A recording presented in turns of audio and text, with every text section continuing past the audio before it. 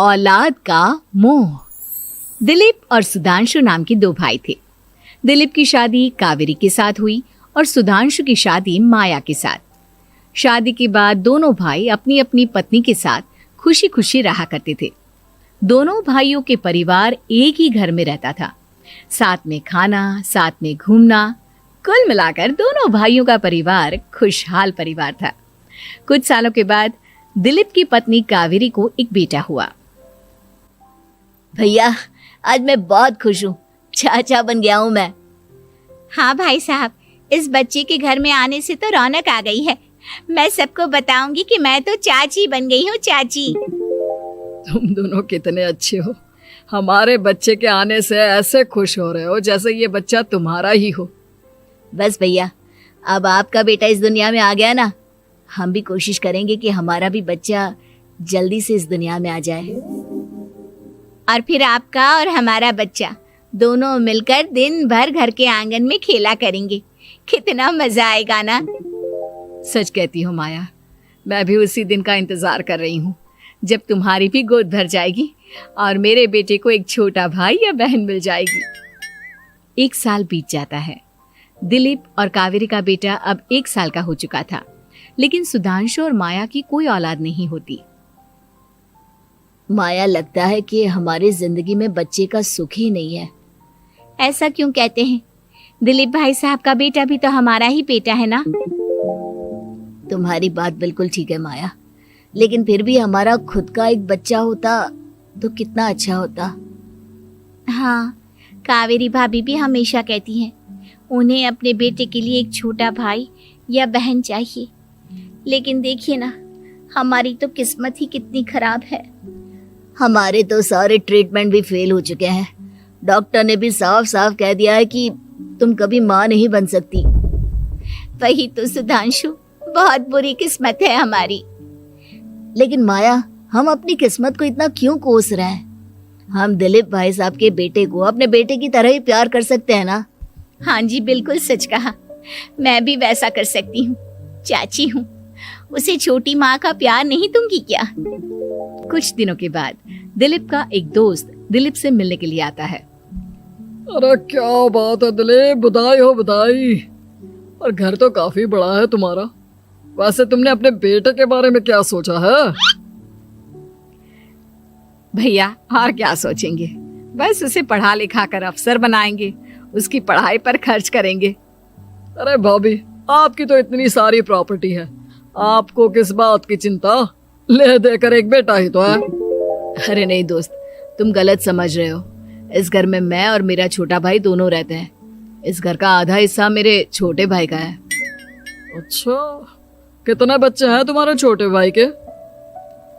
भैया, उनके साथ ना कुछ प्रॉब्लम है। मेरी देवरानी कभी माँ नहीं बन सकती। अरे फिर किस बात की चिंता?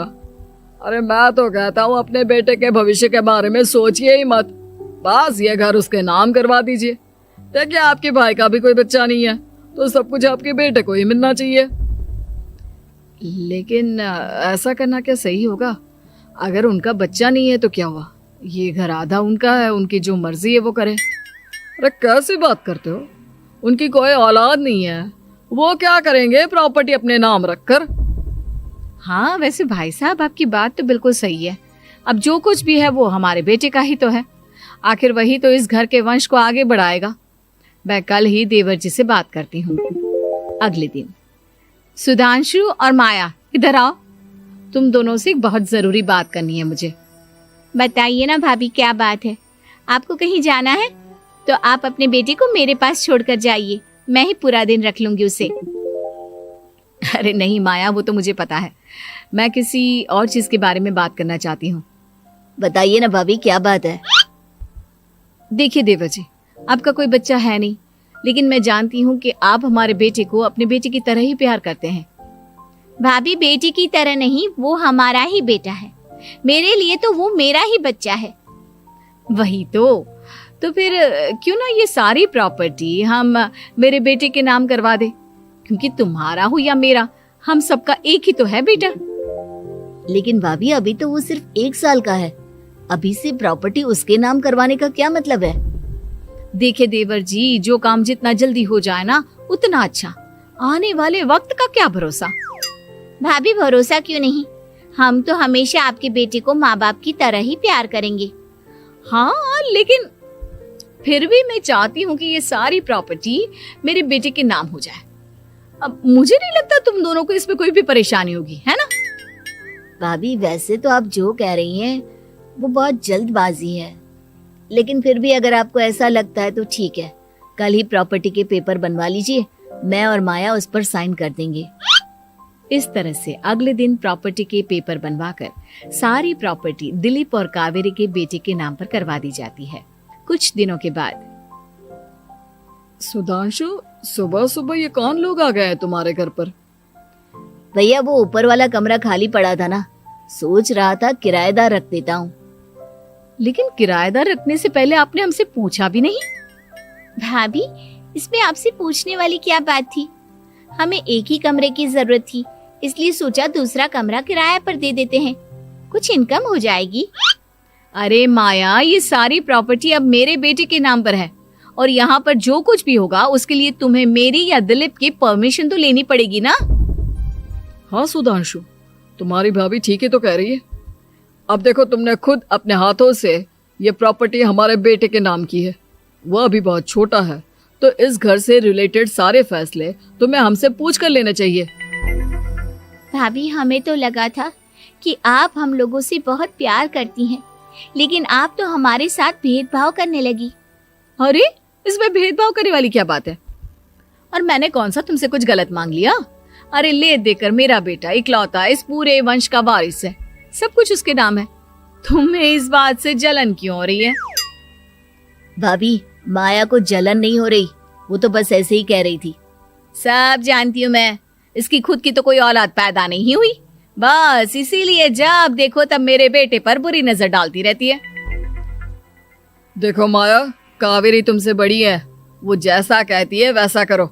और वैसे भी इस घर पर अब तुम लोगों का कोई अधिकार नहीं है, वो तो हम लोगों की भलाई समझो जो तुम्हें अभी तक यहाँ रहने दिया है। भैया आप इतने कैसे बदल गए?